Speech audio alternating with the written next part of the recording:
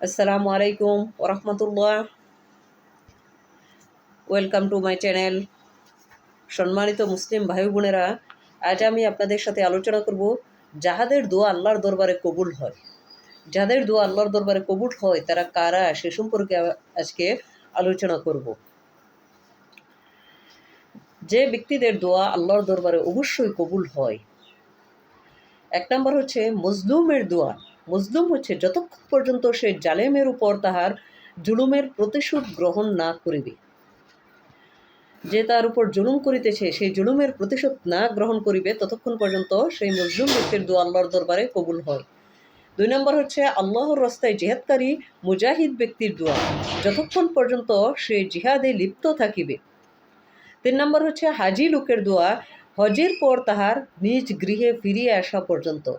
হাজি লোকের দোয়া হজ করিয়া যতক্ষণ নিজ গৃহে ফিরে না আসে ততক্ষণ পর্যন্ত আল্লাহ ওনার দোয়া কবুল করেন। ৪ নম্বর হচ্ছে রুগ্ন ব্যক্তির দোয়া, যতক্ষণ সে কঠিন রোগে আক্রান্ত বা কাতর থাকে। ৫ নম্বর হচ্ছে মুসাফিরের দোয়া, যতক্ষণ সে সফরের হালতে ও তাহার জামা কাপড় ধুলাবালুই বিমূলিত থাকিবে। ৬ নম্বর হচ্ছে রোজাদার লোকের ইফতারের সময়ের দোয়া। রোজাদার লোকের ইফতারের সময়ের দোয়া আল্লাহ তাআলার দরবারে খুব সহজেই কবুল হয়।